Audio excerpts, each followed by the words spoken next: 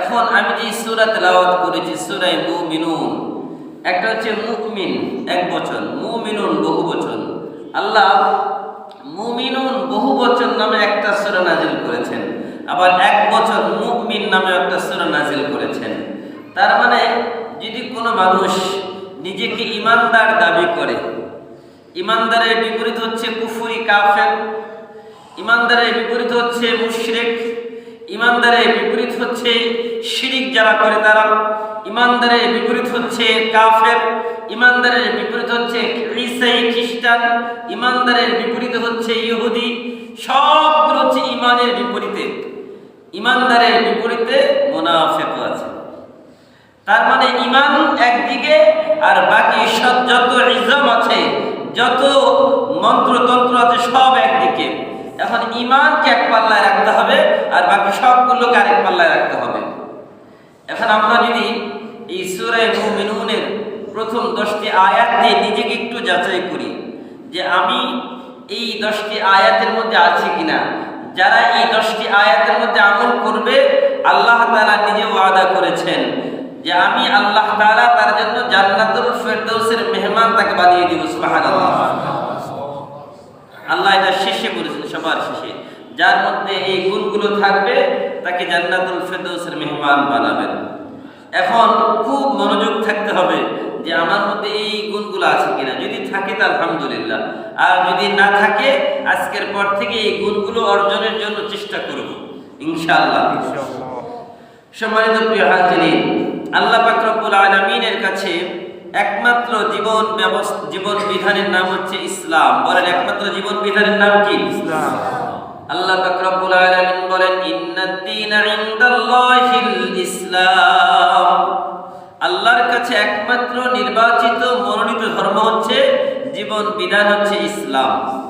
ওয়া মান ইয়াবতাগি গায়রাল ইসলামি দীনান ফালান ইউকবালা মিনহু ওয়া হুয়া ফিল আখিরাতি মিনাল খাসিরিন। আর যে ব্যক্তি ইসলামের বাহিরে অন্য কোনো কিছুর মধ্যে শান্তি খুঁজে, অন্য কোনো কিছুর মধ্যে সে সফলতা খুঁজে, ফালাই ইউকবালা মিন, আল্লাহ বলেন তা কশিন কালেও হবে না। ওয়া মান ইয়াবতাগি গায়রাল ইসলাম, যে ব্যক্তি ইসলাম ছাড়া অন্য কোনো ধর্ম মানে, ওয়া মান ইয়াবতাগি গায়রাল ইসলামি দীনান ফালাই ইউকবালা মিন, সে কখনোই সফল হবে না, তার কোনো কাজ আল্লাহর কাছে গ্রহণ হবে না। এখন আপনি যদি এই আয়াতের আলোকে চিন্তা করেন, ধর্ম নিরপেক্ষ মতবাদ আছে না নাই? আসলে ধর্ম নিরপেক্ষ মতবাদ বলতে কিছু নাই। ধর্ম নিরপেক্ষতা মানে হচ্ছে ধর্মহীনতা। আপনি ধর্ম নিরপেক্ষ যদি হন, তার মানে আপনার ধর্ম কি বলেন আপনি আপনার ধর্মের ব্যাপারে যদি না বলেন, কার ব্যাপারে বলবেন? এই জন্য ইসলাম ধর্ম নিরপেক্ষতায় বিশ্বাসী না। ইসলাম চায় সবাই সবার ধর্ম পালন করবে, এটা কিন্তু ধর্ম নিরপেক্ষতা না, এটা ধর্মহীনতা, যেটা আমরা বলি। আপনি দেখবেন সমাজে সব কথা বলা যাবে, সব ধর্মের কথাই বলা যায়, কিন্তু ইসলামের কথা বললে বাধা। অন্য কোনো ধর্মের কোনো সভা অনুষ্ঠানে কোনোদিন বাধা হয়েছে কখনো দেখেছেন আপনারা? একমাত্র ইসলাম ধর্মের যত সভা সেমিনার হয়, এগুলোর মধ্যে বাধা পৃথিবীর ইতিহাসে অন্য কোন ধর্মের কোন সভা সেমিনারে বাধা হয় না। কারণটা কি?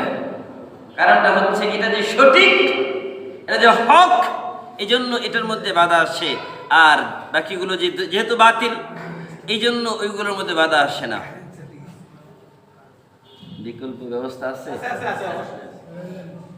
যেটা বলছিলাম যে ধর্ম নিরপেক্ষতা মতবাদ, এটা হচ্ছে মানুষ মানা যাবে না। মনে রাখবেন, এই যে চিন্তা চেতনা যারা লালন করেছি এতদিন, আজকে থেকে মাইন্ড কনসেপ্টটা ক্লিয়ার করে নেন যে না, এই ধর্ম, এই যে নিরপেক্ষ মতবাদ, এটা আসলে ইসলাম সাপোর্ট করে না। এটা যদি কেউ মানে প্রাণে বিশ্বাস করে, তার ইমানে খতরা আছে, ইমান নিয়ে সংশয় আছে। এই জন্য খুব সাবধান। প্রথম, এটা একটা রোগ, এই রোগটাকে নির্ণয় করে দিলাম।